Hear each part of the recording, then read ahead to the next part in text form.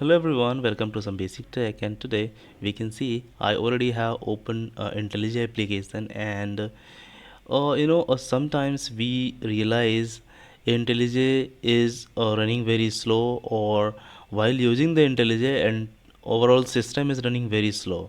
So right now I'm performing this on Linux operating system, that is the Ubuntu, and you can apply the same thing in Windows as well as in Linux. So the simple trick is you just need to click here in left side, and it shows all the options, and you have to just click help, and in the help section just choose memory settings, and you can see here change memory settings.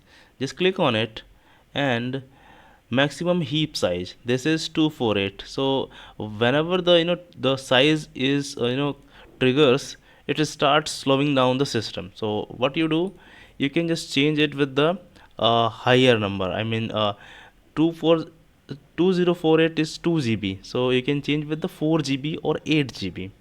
Okay, that can help a lot. So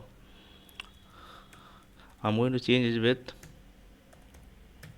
okay.